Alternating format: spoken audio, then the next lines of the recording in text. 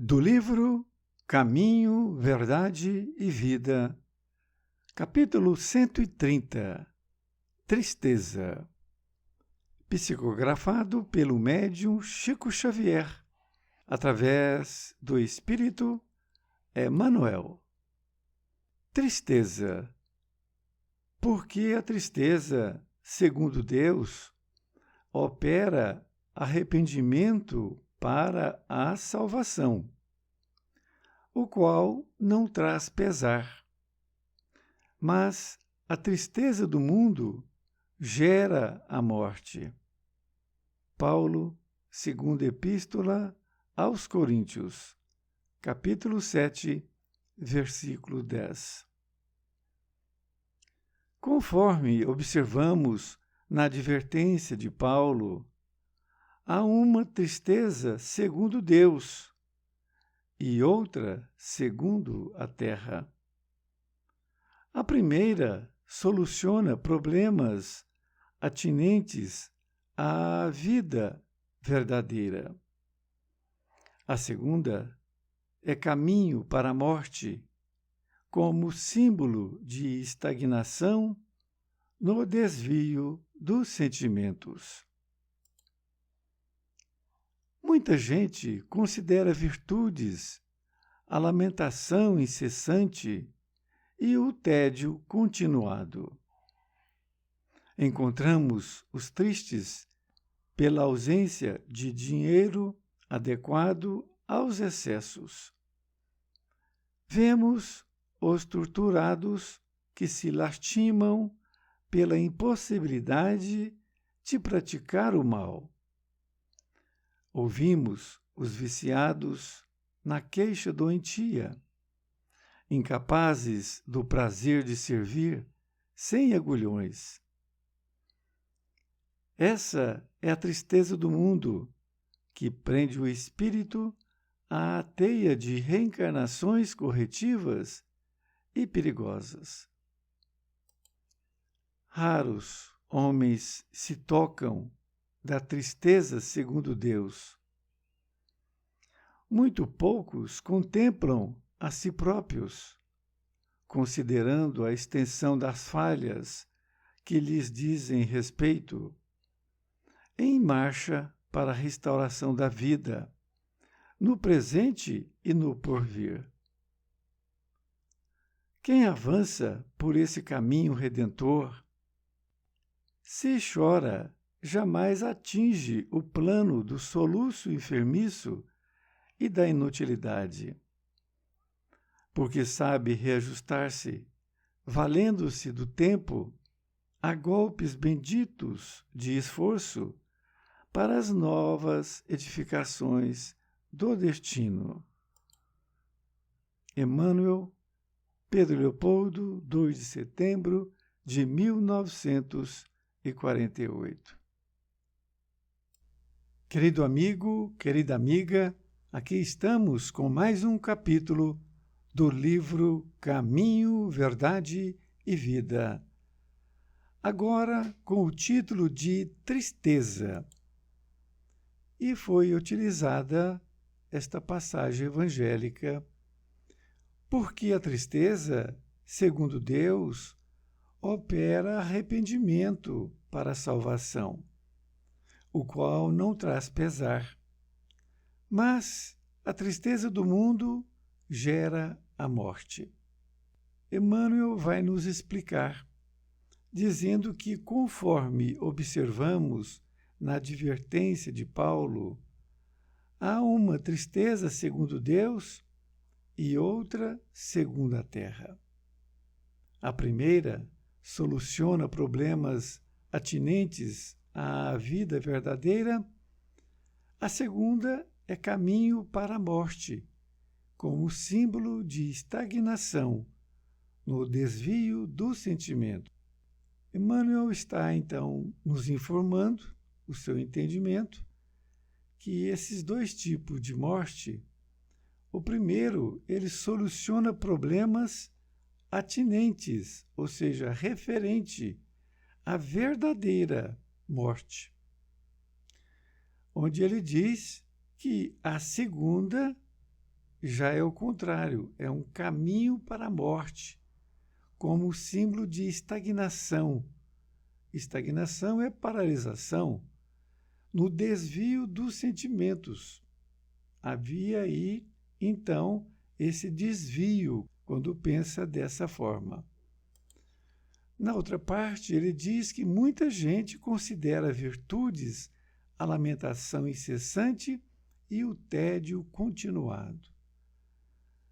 Estas pessoas estão doentes, porque em nenhum momento foi escrito isto, que lamentar incessante e o tédio continuado seja uma virtude.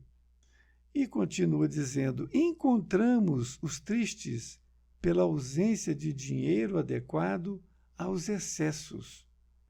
Ele está dizendo que ele encontra algumas pessoas que, por falta de dinheiro, para gastar com excessos, veja bem, ele está querendo comprar um novo carro e não pode, ou então uma viagem, ele está reclamando essa tristeza dele por esta questão.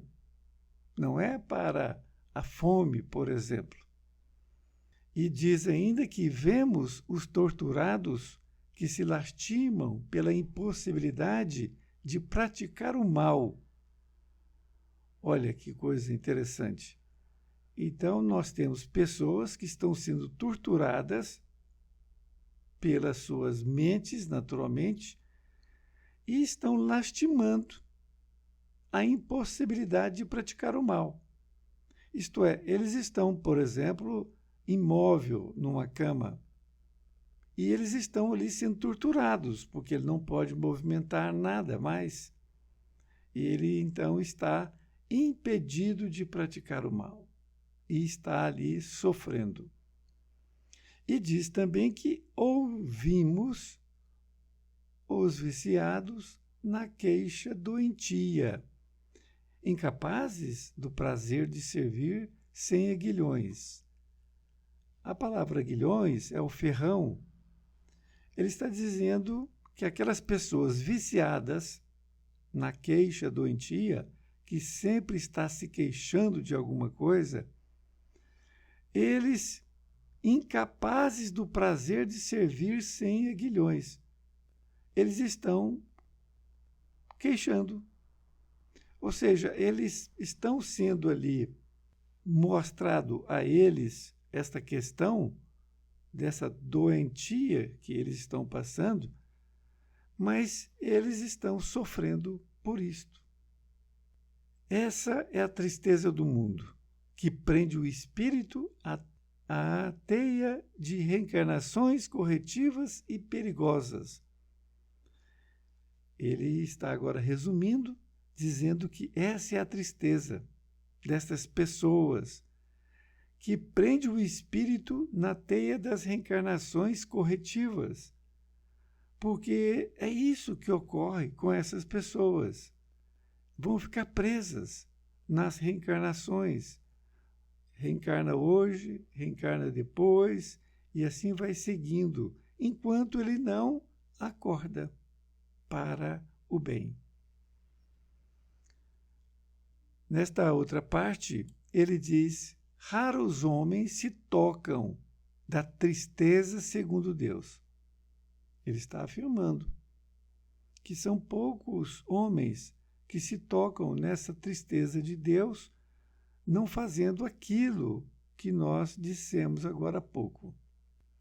Ele diz que muitos poucos contemplam a si próprios, considerando a extensão das falhas que lhes diz respeito, em marcha para a restauração da vida, no presente e no porvir, ou seja, no futuro.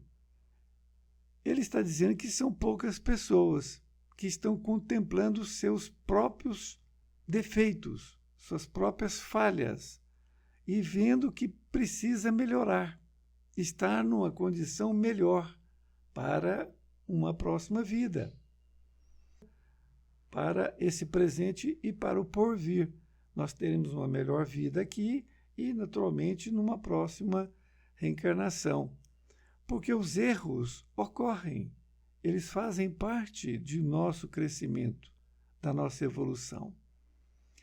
E diz ainda que quem avança por esse caminho redentor, se chora, jamais atinge o plano do soluço enfermiço e da inutilidade, porque sabe reajustar-se, valendo-se do tempo a golpes benditos de esforço para as novas edificações do destino.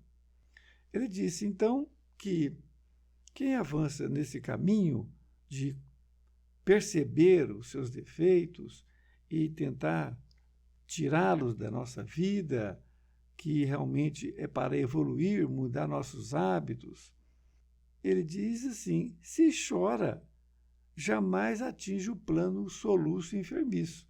Então ele chora, mas não vai ficar ali enfermiço. Ele chora pelo sentido de ter feito aquele erro, aquele equívoco. E agora ele vai vir consertar. Porque sabe reajustar. Ele sabe que precisa e vai reajustar, valendo-se do tempo, mesmo que haja golpes benditos de esforço para as novas edificações. Então ele sabe que não vai ser fácil, porém, mas ele sabe e aceita essas injunções, essas dificuldades que vão ter pela frente. Um grande abraço e até mais ver, e fique com Deus.